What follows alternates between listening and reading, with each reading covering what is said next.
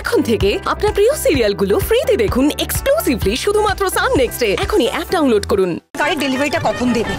এদিকে বাবা তো আমার মেয়ের বিয়েতে একবার ডুবে গেছে। আমার তো কোনো কথাই শুনতে চাইছি না, তাই আমিও ফোন ধরছি না। পরদি শোনো না, একটা কাজ করো, এসো এদিকে। ফোনটা রিসিভ করে বলো যে গাড়িটা এক্ষুনি ডেলিভারি করে দিতে, বুঝলে? হ্যাঁ, আর এটাও বলো সাথে সাথে যে লিখে দিতে শুভ বিবাহ বিদিশা ও সুমন ইতি বাবা। কি বলছে? আস্তে, তুমি আগে আমার কথাটা শোনো, তারপরে বলছিস। বাবাকে জিজ্ঞেস না করে শোনো তো আমার কথা, শোনো।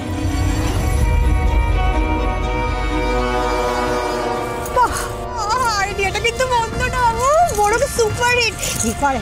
আস্তে, এই ফোন বিয়েটা একদম জমজমাট হয়ে যাবে। ধরছি। হ্যালো হ্যালো, হ্যাঁ বলুন।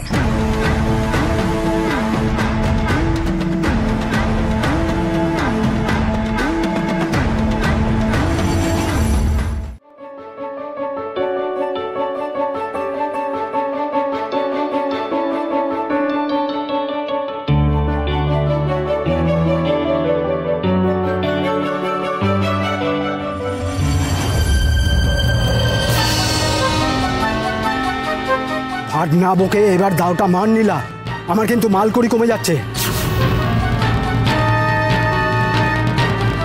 কিরে এই নীলা, এইটা আমাকে বলছো? এই ঘরে আর কে আছে? ধর। এটা তো অনেক দামি শাড়ি। এটা যদি নষ্ট হয়ে যায় বা ছিঁড়ে যায় তাহলে কি হবে? গেলে যাবে। দেখ, বিয়ে বাড়িতে সবাই এসছে, সেজে গুজে ঘুরছে, আর তুই এই একটা চুড়িদার পরে ঘুরে বেড়াচ্ছিস। ভাল লাগে বলতো? নে ধর, নে বলছি, যা পরে যা।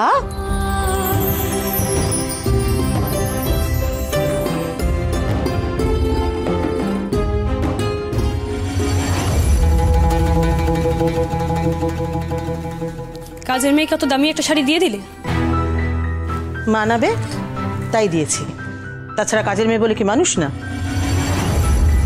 মানুষ তাহলে আর কি, ছোট ছেলের বউ করে নাও। রূপসা, হস্টেলে থেকে থেকে কথাবার্তা কি চিনি হয়েছে তোর? এটাকে সত্যি কথা বলা বলে, মাই ডিয়ার মামি। আর এটা তো বাবাই আমাদের শিখিয়েছে সব সময় সত্যি কথা বলতে। হ্যাঁ, এখন তোমরা এটা শুনতে পারো না তো কি করা যাবে, তোমাদের ব্যাপার। কিন্তু হ্যাঁ, কাজের লোককে না বেশি মাথায় উঠতে দিও না। বুমেরাং কখন যে হয়ে যাবে তুমি ধরতেও পারবে না, সেটা দেশে হোক বা বিদেশে।